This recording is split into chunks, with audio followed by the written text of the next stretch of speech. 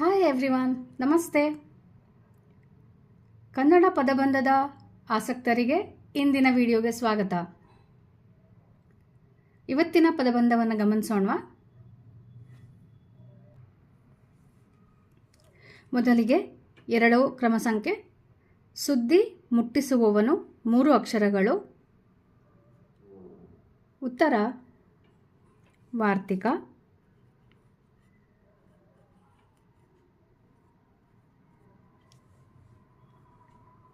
ವಾರ್ತೆಗಳನ್ನು ಒಬ್ಬರಿಗೆ ತಲುಪಿಸುವವನಿಗೆ ವಾರ್ತಿಕ ಅಂತ ಹೇಳ್ತಾರೆ. ಈಗ 4ನೇ ಕ್ರಮ ಸಂಖ್ಯೆ ನೋಡೋಣ. ಚಿನ್ನ ಅಥವಾ ಕನಕ 2 ಅಕ್ಷರಗಳು.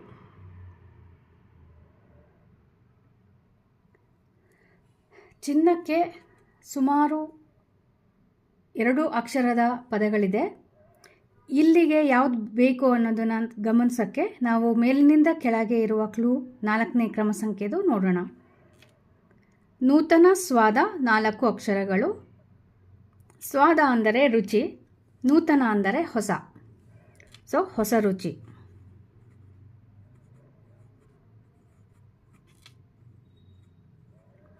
ಇಲ್ಲಿ 4ನೇಯದು ಎಡದಿಂದ ಬಲಕ್ಕೆ ಕ್ಲೂಗೆ ಉತ್ತರ ಚಿನ್ನ ಅಥವಾ ಕನಕ.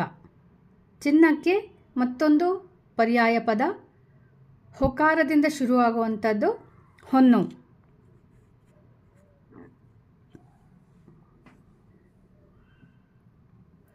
ಈಗ 5ನೇ ಕ್ರಮ ಸಂಖ್ಯೆಯನ್ನು ಗಮನಿಸೋಣ.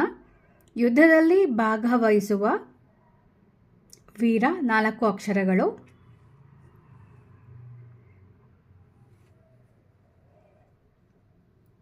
ಇದಕ್ಕೆ ಪೂರಕವಾಗಿ 1ನೇ ಕ್ರಮ ಸಂಖ್ಯೆಯ ಮೇಲಿನಿಂದ ಕೆಳಕ್ಕೆ ಕ್ಲೂನನ್ನು ನೋಡೋಣ. ಸಾಲವನ್ನು ಹೀಗೂ ಹೇಳುತ್ತಾರೆ 2 ಅಕ್ಷರಗಳು. ಸಾಲಕ್ಕೆ ಋಣ ಅಂತಲೂ ಹೇಳ್ತಾರೆ. ಇಲ್ಲಿ ಯುದ್ಧದಲ್ಲಿ ಭಾಗವಹಿಸುವ ವೀರಂಗೆ ರಣಕಲಿ ಅಂತ ಹೇಳ್ತಾರೆ. ಇಲ್ಲಿ ನೋಡಿ, 5ನೇ ಕ್ರಮ ಸಂಖ್ಯೆಯ ಉತ್ತರದೊಂದಿಗೆ ಮೇಲಿನಿಂದ ಕೆಳಗೆ 2ನೇ ಕ್ರಮ ಸಂಖ್ಯೆಯ ಉತ್ತರ ತಾನೇ ಇಲ್ಲಿ ನಿರ್ಮಾಣವಾಗಿದೆ. ಈಗ ಮತ್ತೆ ಮುಂದಿನ ಕ್ರಮ ಸಂಖ್ಯೆಯನ್ನು ಗಮನಿಸೋಣ. 3ನೇ ಕ್ರಮ ಸಂಖ್ಯೆ ಮೇಲಿನಿಂದ ಕೆಳಗೆ ಗಮನಿಸೋಣ. ಕಾಯಿಲೆಯ ಜೋಡಿ ಪದ 3 ಅಕ್ಷರಗಳು. ಕಾಯಿಲೆಯ ಜೋಡಿ ಪದ ಬಂದು ಕಸಾಲೆ ಅಂತೆ. ಕಾಯಿಲೆ ಕಸಾಲೆ ಅಂತ ಮಾತಾಡಬೇಕಾದ್ರೆ ನಾವು ಉಪಯೋಗಿಸ್ತೀವಿ. ಉತ್ತರ ಬಂದು ಕಸಾಲೆ. ಈಗ 7ನೇ ಕ್ರಮ ಸಂಖ್ಯೆಯನ್ನು ಗಮನಿಸೋಣ. 2 ಅಕ್ಷರಗಳು ಆಲ್ರೆಡಿ ಇದೆ. ಪೀಳಿಗೆಯ ಪರ್ಯಾಯ ಪದ 4 ಅಕ್ಷರಗಳು. ಪೀಳಿಗೆ ಅಂತಂದರೆ ತಲೆಮಾರು.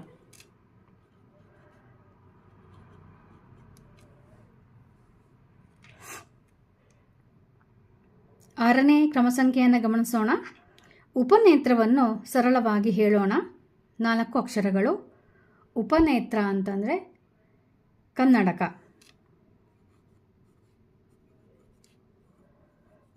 ಓಕೆ.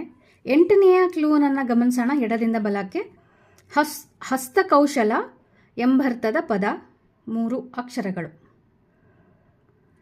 ಹಸ್ತಕೌಶಲ.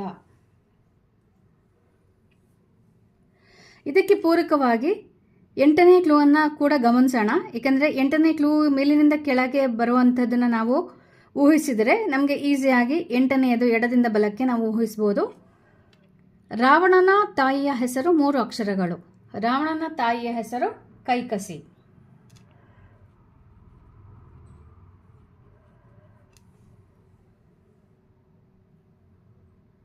ಕೈಕಸಿ ಅಲ್ಲ, ಕೈಕಸೆ. ಈಗ 8ನೇಯದನ್ನು ಈಸಿಯಾಗಿ ಗಮನಿಸ್ಬೋದು. ಕೈವಾಡ. ಹಸ್ತಕೌಶಲ ಅಂದರೆ ಕೈವಾಡ. ಕೈವಾಡ ಅನ್ನೋದು ನೆಗೆಟಿವ್ ಆಗೂ ಯೂಸ್ ಮಾಡ್ಬೋದು.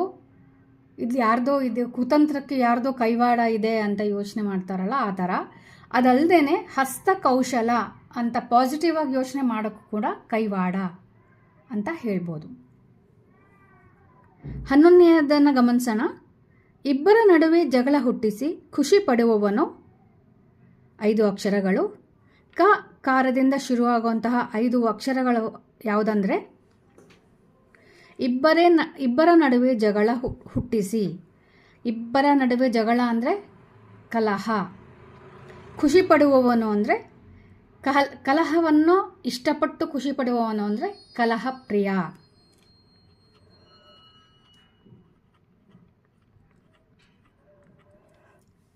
ಈಗ 9ನೇದನ್ನು ನೋಡೋಣ. ಇಲ್ಲಿ 2 ಅಕ್ಷರಗಳು ಇರೋದು.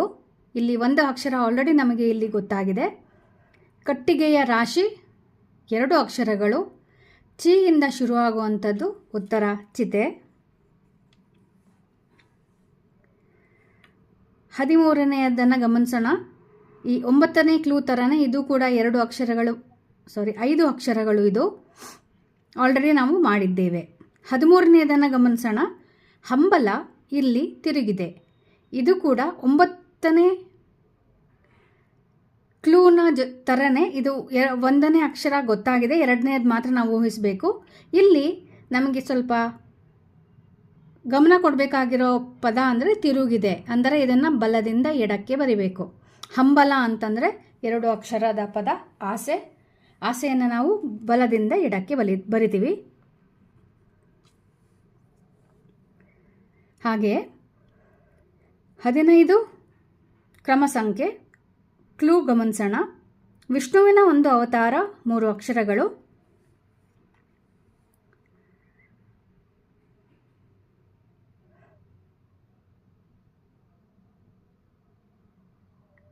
ವಿಷ್ಣುವಿನ ಒಂದು ಅವತಾರ. ವಿಷ್ಣುವಿನ 10 ಅವತಾರಗಳಲ್ಲಿ 3 ಅಕ್ಷರದ ಅವತಾರಗಳು. ಒಂದು ವಾಮನ, ಇನ್ನೊಂದು ವರಾಹ.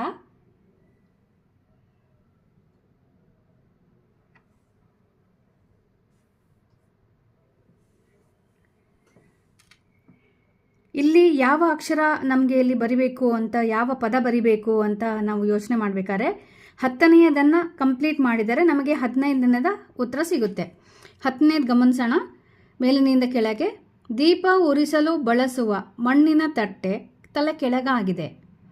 ಇಲ್ಲಿ 13ನೇದು ಹೇಗೆ ತಿರುಗಿದೆ ಅಂತ ಕೊಟ್ಟಿದೆ, ಅದೇ ಥರನೇ ಇಲ್ಲಿ ತಲೆ ಕೆಳಗಾಗಿದೆ ಅಂದರೆ ನಾವು ಕೆಳಗಿನಿಂದ ಮೇಲೆ ಬರಿಬೇಕು. 3 ಅಕ್ಷರದ ದೀಪ ಉರಿಸಲು ಬಳಸುವ ಮಣ್ಣಿನ ತಟ್ಟೆ ಅಂದರೆ ಹಣತೆ ಆಗುತ್ತೆ. ಈ ಹಣತೆಯ ಹಕಾರದೊಂದಿಗೆ ಎಂಡಾಗುವಂತಹ ವಿಷ್ಣುವಿನ ಅವತಾರ ವರಾಹ ಅವತಾರ. ಈಗ 16ನೇದನ್ನು ಗಮನಿಸೋಣ. ಯಾರೂ ನುಸುಳಲಾಗದ ದುರ್ಗ 4 ಅಕ್ಷರಗಳು. ಇದಕ್ಕೆ ಉತ್ತರ ಭದ್ರಕೋಟೆ.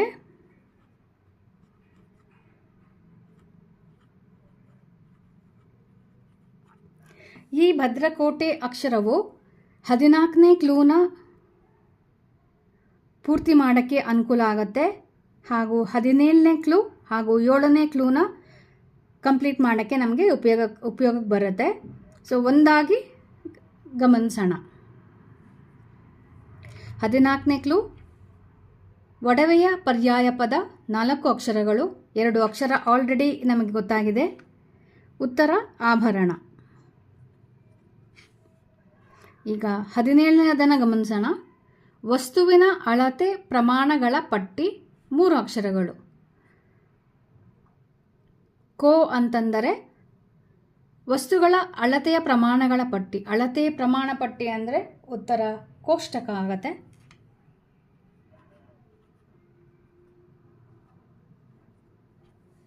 ಈಗ 7ನೇದನ್ನು ಗಮನಿಸೋಣ.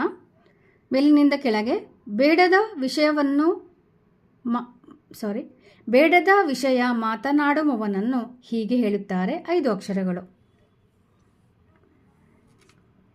ಉತ್ತರ ತಲೆಹರಟೆ. ಈಗ 7ನೇ ಥರನೇ 12ನೇದು ಕೂಡ ನಮಗೆ ಗೊತ್ತಾಗುತ್ತೆ. 12ನೇದನ್ನು ಗಮನಿಸೋದಾದರೆ ಒಂದು ವಿಧದ ಔಷಧೀಯ ದ್ರವ್ಯ 4 ಅಕ್ಷರಗಳು. ಇದು ಸ್ವಲ್ಪ ಯೋಚನೆ ಮಾಡಿ ಬರೆಯುವಂಥದ್ದು. ಇದು ಆಡು ಪದ ಆಗಲ್ಲ. ಇದರ ಉತ್ತರ ಬೇಕು ಅಂದರೆ ನಾವು 18ನೇ ಕ್ಲೂನ ಗಮನಿಸಬೇಕಾಗತ್ತೆ. 18ನೇ ಕ್ಲೂ ಸಂಪು ಅಥವಾ ಮುಷ್ಕರ, 4 ಅಕ್ಷರಗಳು. ಈ ಹಿಂದಿನ ವಿಡಿಯೋದಲ್ಲಿ ಒಂದು ಸಲ ನಾನು ಸಂಪು ಅನ್ನುವ ಕ್ಲೂನ ಉತ್ತರನ ಹೇಳಿದ್ದೆ. ಸೊ ಸಂಪು ಅಥವಾ ಮುಷ್ಕರ ಅದರ 4 ಅಕ್ಷರದ ಪರ್ಯಾಯ ಪದ ಹರತಾಳ ಆಗುತ್ತೆ. ಹಾಗಾಗಿ 12ನೇ ಕ್ಲೂಗೆ ಉತ್ತರ ಏನಂದರೆ ಒಂದು ವಿಧದ ಔಷಧೀಯ ದ್ರವ್ಯ, ಯವಕ್ಷಾರ.